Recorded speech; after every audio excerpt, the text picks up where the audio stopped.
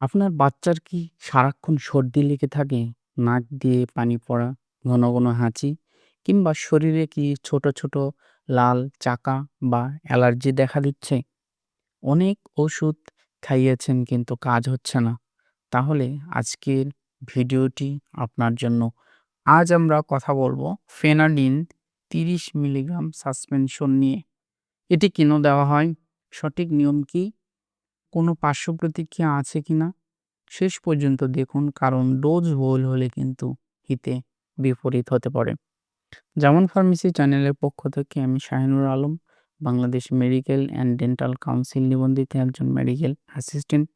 চলুন আজকের ভিডিওটিতে আমরা কথা বলবো ফেক্সোফেনাডিন সাসপেনশন নিয়ে। কোন, কোন সমস্যায় ডক্টররা এটি বাচ্চাদের সাজেস্ট করে থাকেন সে সম্বন্ধে জানবো। এটির ডোজ, মূল্য সবকিছুই থাকবে এই ভিডিওটিতে।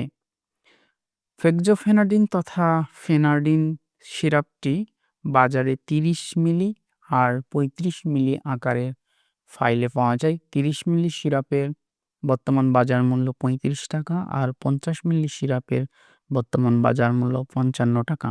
দাম কিন্তু পরিবর্তনশীল। ফেনাডিন মূলত একটি অ্যান্টিহিস্টামিন জাতীয় ওষুধ। এর মূল উপাদান হলো ফেক্সোফেনাডিন।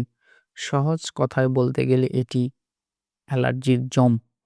ডক্টররা সাধারণত এটি দিয়ে থাকেন যদি আপনার বাচ্চার নাক দিয়ে পানি পড়ে বা নাক চুলকায়, চোখ লাল হয়ে যায় এবং চোখ দিয়ে নাক দিয়ে পানি পড়ে, শরীরে অ্যালার্জি বা আর্টিকেরিয়া হয়ে যদি চুলকায়, কিংবা সিজনাল জ্বর বা ঠান্ডা লেগে হাঁচি হওয়া সমস্যাগুলোতে ডক্টররা কিন্তু এটি সাজেস্ট করে থাকেন। তাছাড়াও যেহেতু এটি একটি অ্যান্টিহিস্টামিন, তাই যদি কোনো রোগের কারণে আপনার শরীর চুলকায় তাহলেও কিন্তু ডক্টররা এটি সাজেস্ট করতে পারেন। এই ঔষধের সবথেকে ভালো দিক হলো অনেক অ্যালার্জির ঔষধের মতো এটি সেবন করলে কিন্তু তন্দ্রাচ্ছন্নতা বা ঘুম পায় না। এটি খেলে ঝিমুনি হওয়ার সম্ভাবনা খুবই কম। এবার আসি সবথেকে জরুরি বিষয়, বাচ্চাকে কতটুকু খাওয়াবেন। মনে রাখবেন বাচ্চার বয়স এবং ওজন অনুযায়ী ডোজ কিন্তু আলাদা হয়। ডক্টররা সাধারণত ২ থেকে ১১ বছর বয়সী শিশুদের জন্য ১ চা চামচ করে দিনে ২ বার, ৬ থেকে ১২ বছর বয়সী শিশুদের জন্য আধা চা চামচ করে দিনে ২ বার। অর্থাৎ ৬ থেকে ১১ বছর বয়সী শিশুদের জন্য ৫ মিলি দিনে ২ বার, ৬ থেকে ২ বছর বয়সী শিশুদের জন্য 2.5 মিলি করে দিনে ২ বার। তবে বাচ্চার যদি কিডনিতে কোনো সমস্যা থাকে তবে ডোজ পরিবর্তন হতে পারে। তাই অবশ্যই একজন রেজিস্টার্ড ডক্টরের পরামর্শ নিয়ে ঔষধটি সেবন করাতে ভুলবেন না। এই ওষুধের কিছু পার্শ্ব প্রতিক্রিয়া ও সতর্কতা নিয়ে আমরা এখন কথা বলব।